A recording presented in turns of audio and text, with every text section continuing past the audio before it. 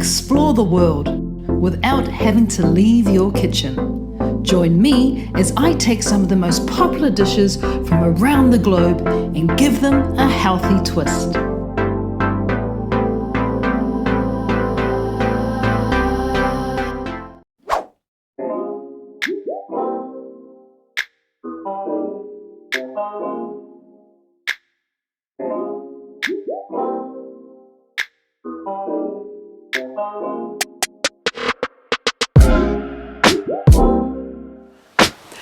Hey everyone, welcome to another episode of Healthy Around the World, where we explore the world without having to leave our kitchen. And today we are going to a very beautiful part of the world and a place that just happens to have one of my absolute favorite cuisines. Now it's in East Asia, and the country we're visiting today is South Korea. Now South Korea has a population of over 50 million people, and it is famous for many wonderful things that are coming out of Korea at the moment, like Korean music, in other words K-pop. You can also get the most incredible Korean cinema, film and television as well.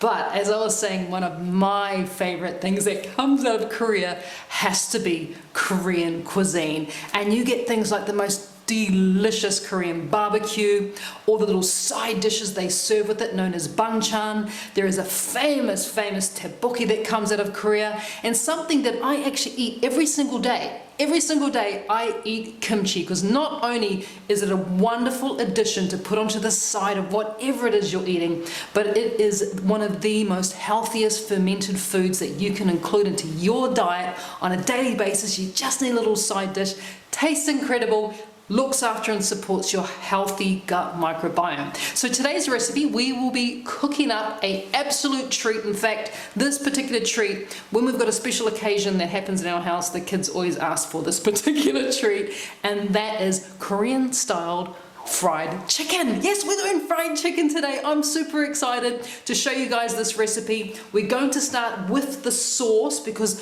one of the gorgeous things about Korean style fried chicken is this amazing sauce that you kind of drown the chicken in, and it just becomes literally finger licking good. So we're going to start with the sauce I was saying. So I'm going to be using some of our fiber syrup, and one of the reasons why I even started to investigate the need for a healthy alternative to syrup is because in Korean cuisine they do use quite a lot of the sugar syrup, but of course we're using sweet as fiber today.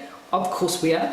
Sweet as fiber, because it is a prebiotic dietary fiber. It'll help to feed, once again, your healthy gut bacteria. Look where we're going with this episode. We're talking a lot about gut health. So into my pot here, I'm going to work straight into there. I'm going to be adding in 70 grams, which is about 2.3 ounces of fiber syrup. If you're wondering why I'm not actually weighing it off, I've done this dish so many times. I can tell by visuals on how much I need. So 70 grams or 2.3 ounces of our sweet as fiber syrup goes in there. And of course, you can get sweet as fiber syrup from my shop, Bridget's.shop, and you can buy your own there. The next thing that we're going to be adding in, I'm going to be putting in some tamari, and you need about 40 mils, which is 1.3 ounces of tamari is going in there as well. And we're also going to be adding in just a little bit of the aromatics, because of course they help to flavor everything and pull it all together. And the aromatics that I'm adding today is our chopped ginger, and we need about half a teaspoon of our finely chopped or finely grated ginger is going in there. We need half a teaspoon of our garlic as well is going in there, finely chopped garlic. And the last ingredient that we need to think about, and this is actually one of those ingredients that really does help to make this quite authentic flavor wise, and I am using a Korean red pepper paste, also known as gochujang. So you can get this from your Asian supermarket. There are better brands than others. Some of them are really high in wheat, so just be aware of that and try and avoid the ones that have wheat. And some of them have really high amounts of sugar as well, so you can avoid those ones and go for a really good quality brand of our Korean red pepper paste. If you can't find it, you could also use like a pure chili paste as well. And depending on how hot you like your food will of course determine how much of this you're going to add in. So you might want to start with sort of half a tablespoon. And this sauce that I'm giving you is actually enough for about 1.5 kilos, which is about 3 pounds of chicken wings. So turning that on, you can always add more, which is really good to know, right? If you want to. So turning that on, what we want to do with our sauce is of course give it a bit of a mix, give it a bit of a stir, combine everything together. And what I'm wanting to do here is to bring it to the boil. And once it comes up to the boil, I'm then going to let it tick away and just kind of bubble down. The flavour is going to concentrate a little bit. And of course, as I was saying, if I want to add even more flavour, chili wise, I can add some more of that wonderful Korean red pepper paste. But I'll leave that up to you because we all have our different likes or dislikes when it comes to chili. So I'm going to put that off to the side. I'm going to let that do its thing. You can see already we have a bit of a boil happening, which is great. And because we're adding that wonderful fibre syrup, we have of course created a prebiotic. It's smelling good already. Doesn't take long. It just, my goodness. I'm going to have to open the door soon. But it's smelling really, really good already, which is wonderful. Like I said, I'm just going to bring that to the boil. So while that's doing its thing, we can start to talk about the chicken. Now we are using chicken wings, of course, and one of the things I love about wings is you really got to get involved when it comes to eating wings, don't you? It does require fingers and it does require, you know, sucking meat off the bone. So it's one of those, you know, one of those fun things to do, and I think that's why the kids really like this particular recipe when we do have celebrations in our house, because it really does mean we're all getting together and we're getting involved with it. So because we're using wings, I have my wings here, as you can see, and I've actually bought my wings whole. So one of the things about wings, I want to show you guys, I'm just turning that down, we just want it to kind of tick away. One of the things I want to show you guys when it comes to preparing your wings is that what you'll notice when I hold that up is that our wing here has got 3 separate parts. So we've got this part up here which kind of attaches to the breast, we've got the midsection, and then we've got what is known as the wing tip.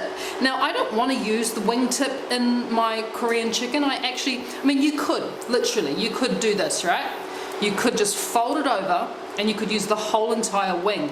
But I actually, this is just me personally, I actually like to remove the wing tip, and I want to show you guys how we do that. So remember, it's got 3 little separate parts and they all have joints. So all I'm going to be doing is taking my knife and literally just cutting through each joint, the 2 joints there. So the wing tip there and then right through the middle, and what you get is what I believe is a lot easier way to eat your chicken. So I'm going to be using those parts, and I'm actually going to be putting the wing tip aside, and if I make a stock or I make a soup that I want to add more flavour to, I actually throw those wing tips in. I just pop them in the freezer and then they literally get thrown into a stock, so you're not wasting that. So I'll put that there. I'll keep showing you guys what that looks like, remember. So we just literally go through the first joint there and then through the second joint as well, and we have those great little pieces.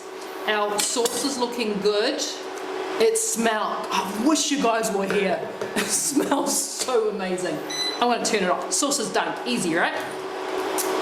We're just going to do that very quickly with our wings, and then I'll show you the next step.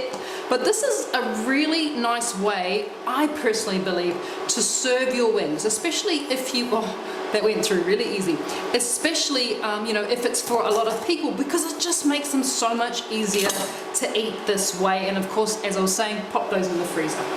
So once you've done all your chicken, you need about like 1.5 or 3 pounds of chicken. It should easily serve maybe 4 to 5 of you as a side dish or as a dish that's part of a bigger meal. And in my pot here, I have what I prepared earlier, and we've got just a little bit of water, a little bit of cold water, and a generous pinch of mineral salt as well. So we pop our wings into there. Now, if you wanted to really like intensely flavor your wings, you could actually leave this, cover this with you know, some cling film, pop it into the fridge, and actually you could leave that there for overnight, and what will happen is the wings will actually begin to almost go through like a brining process. You could do that. You don't have to though. You absolutely don't have to. If you wanted to just cook them straight away, what you would then do is just have enough water to cover your wings, generous amount of mineral salt. This thing goes onto the cooktop, you bring it to the boil, and then you let it sort of simmer, bring it down to a simmer and let it simmer away for about 5 minutes, just so the chicken is just cooked through. You don't want to boil it too long because it can get quite tough. You just want to cook it till it's just cooked through. It's only going to be about 5 minutes on the simmer. So once you're at that point where it's come up to the boil, you've reduced it to a simmer and you've let it cook for 5 minutes, you just need to drain it off. I'll show you what I did. Drain it off. Drain the water from it, and that's what you're left with, as you guys can see that there. Now I forgot to mention this, but it's just reminded me that I've picked this up. If you even want to help this flavor sensation along even more, I also suggest that when you're bringing it to the boil, pop in a piece of kombu or dried seaweed, because this is going to help to flavor it even more. And now that that seaweed is done, you can either pop that into the freezer with your wingtips, but you know, another little trick with this is cut it up into small pieces, or even just rip it into small pieces, dig it into the garden. It is so good for the garden. So this is going to go straight into my herb garden, because it's going to help really with almost like a little natural fertilizer, which is what is seaweed. So don't waste that. So now that they are drained, we can get onto the next part of the journey, and that involves my air fryer. And I am excited to be bringing the air fryer into this right now. So here it is down here.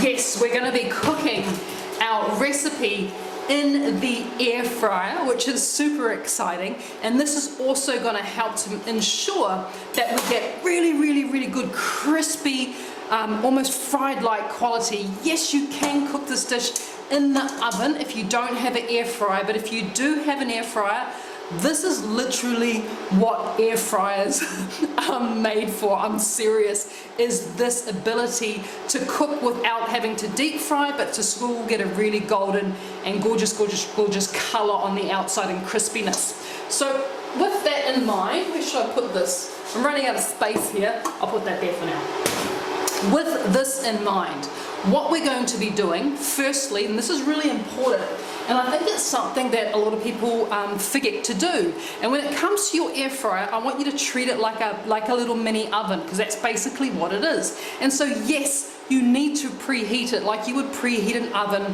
before you put any food inside of it. So we're going to preheat our air fryer. Well, let me just turn this one off and turn that one on. There we go. He's noisy. So 200 degrees Celsius, which is 390 degrees Fahrenheit, and you want to preheat your air fryer for a couple of minutes before any food goes inside of it. This is going to help to give us this wonderful crispy ability as well. So I'm preheating my air fryer, and while that is preheating, and now that I've had raw chicken on that side, the other thing I'm going to do is I'm going to flip my board over so we're safe. I'm not going to use that tea towel anymore, and I'm also not going to use that knife anymore because they have raw chicken on it as well. I'm going to use a completely brand new knife. Don't want any cross-contamination happening here. So the coating for our chicken is really simple, but this is something that you may have to search for in your Asian grocer or your Asian supermarket.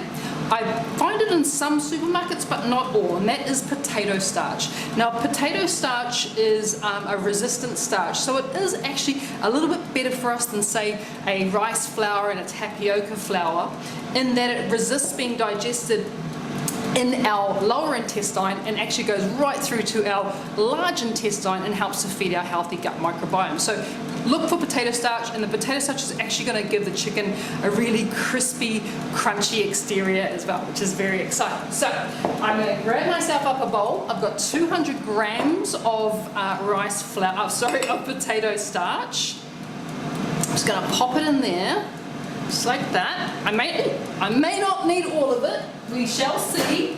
I may not need all of it. So 200 grams. Let's also add a pinch of mineral salt into there as well, just to give it a little bit of flavour. Go in there and give it a bit of a stir. And then all you need to do is take up your chicken. Whoop, there it is. Take up your chicken. And then just, you could use gloves here if you wanted to. In fact, I am going to use gloves because otherwise I'm going to get very, very dirty. Or you could use tongs if you don't want to use gloves. You're going to take up your cooked chicken, maybe your just cooked chicken. Mine is still a little bit warm, but definitely not hot because you don't want to burn yourself.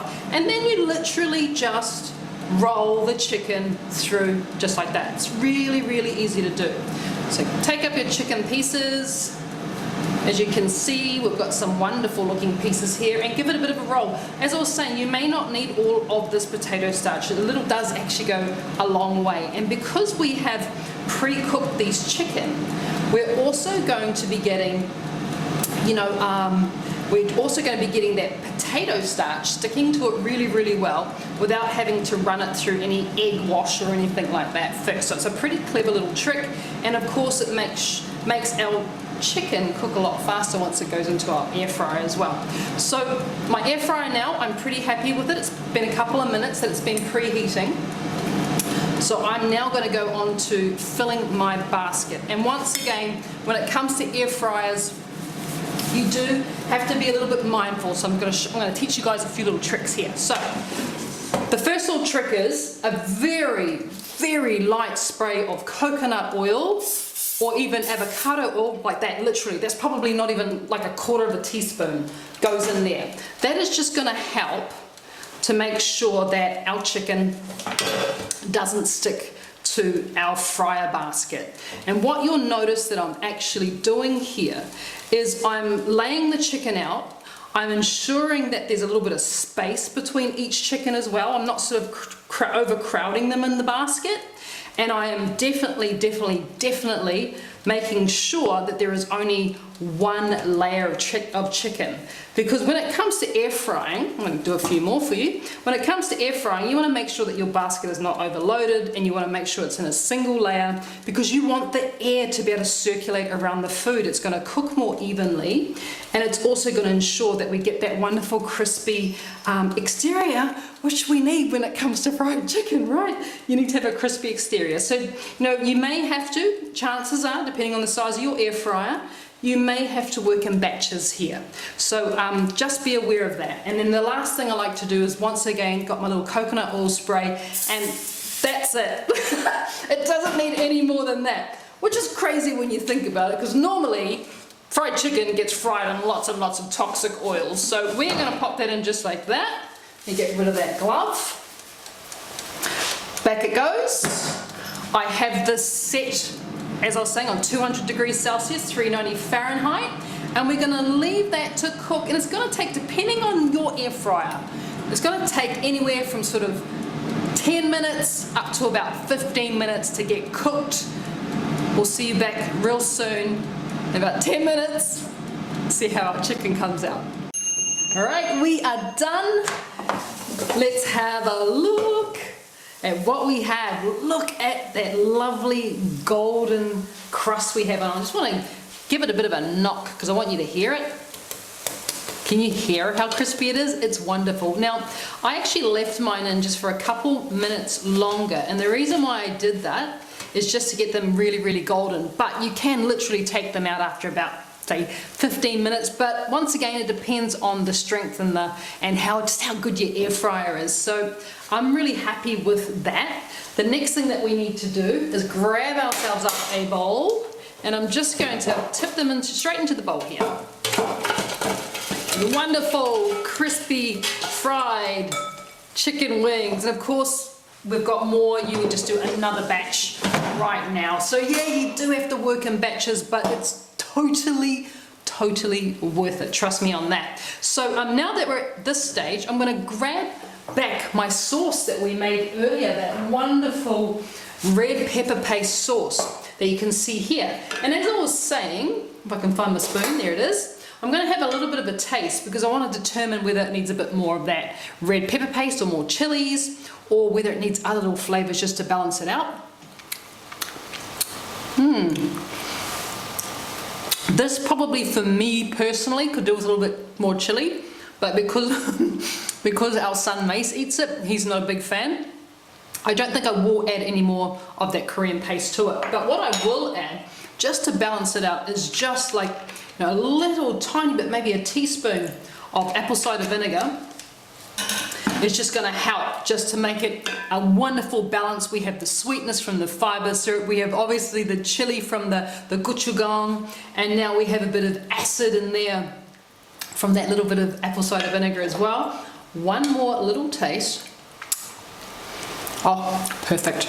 Absolutely perfect. That is so good. And of course I can just taste the tamari in there as well, which gives it that wonderful salt balance too. So that is good. I'm just going to put that off to the side there and just show you a few little toppings that you could do with your fried chicken as well. So I like to add a little bit of cucumber onto mine. I might just take that off to make it really, really tidy. So I like to take a little bit of fresh cucumber and kind of cut it into little thin strips. It's always fun to eat, and you know, once again you've got contrasting textures, which is really nice, because you don't have to add this. You could literally just cover it with sauce and be done with it. But I do like this element that not only, once again, are you eating with your eyes and we're adding a little bit of color, but we're also adding a little bit of crunch to it, which is nice. And cucumber, as you know, is super refreshing, so it's delicious. I'm also going to add on just a few little slices of spring onion. Is going to go on there. Once again, color, flavor, texture, excitement on top of our chicken when we serve it. And this dish, you know, it works so well if you're just having, you know, maybe you're watching sport one weekend and you want to make this dish, or you're wanting to spoil someone for dinner. This is another fabulous little dish to serve. I mean, we like to include it as part of a, you know, a buffet when we have family and friends come over to celebrate those special occasions. It's just so amazing to be able to pick it up, obviously, and just eat it straight up your fingers. Okay, so I've got that, and then the last thing I'm going to add is just some fresh herbs. I've got some mint, which is really, really nice. You could use coriander, parsley, chives, basil, Vietnamese mint, Thai basil. All of those fresh, wonderful herbs work so well. I'll put those, and then the very last thing that I'm going to add onto mine is I'm just going to add a few lightly toasted cashew nuts. So you can add some nuts as well, and I would suggest you might think about roasting up a few almonds, which are really good. I'm doing cashews here, but you know, any of those types of nuts, just lightly toasted, once again helps with crunch and a little bit of excitement on top of our chicken. Okay, so those are the toppings, all ready, all done.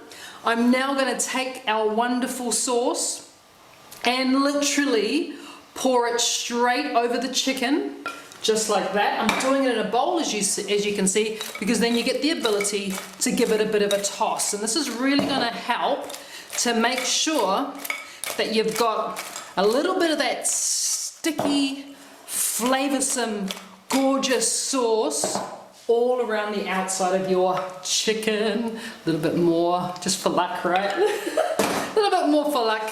Give it a bit of a toss. And then we grab yourself up a serving bowl.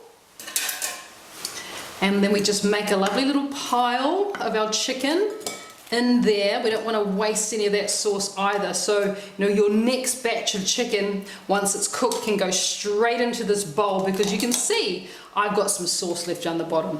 I'm just going to run those chickens through there. Don't want to waste any. And these lovely little pops here, these little Korean chicken pops, they're so cute. I think Coco, I can see Coco's eyes from here. She's like, oh yum. Coco was actually the one. It's Coco's responsibility for introducing me to Korean food, because Coco is a big lover of K-pop, and everything that comes along with the wonderful culture of Korea and K-pop and the food and the beverages. And she was actually the first one to really introduce me to Korean food, and I have her to thank, and so do you, because of Coco's love for Korean food. I am now exploring it every which way I can. So we're going to throw on those cucumbers on top. We're going to add some of those spring onions on there as well. Fresh herbs. Look at this. Isn't it looking wonderful? Let's be honest, folks. This is a gorgeous, gorgeous dish. It looks so incredibly nice when you serve it up on a buffet or on the table or even in front of the telly when you're watching footy, and you know you have got an absolute treat when it comes to this lovely dish. So thank you for joining me. Another episode of Healthy Around the World. We got to go to South Korea today, and if you would like the full written recipe for this, of course I have it over on our recipe sharing platform, which is Modkai. You can go to modkai.com. You can download your own copy of this sensational food. I look forward to seeing your images too. Make sure you share. If you make this, make sure you share your photo with us as well. So thank you for joining me. I look forward to spending more time traveling around the world with you through our taste buds here in Healthy Around the World. Everyone, take care, be well, be safe, and we'll see you next time.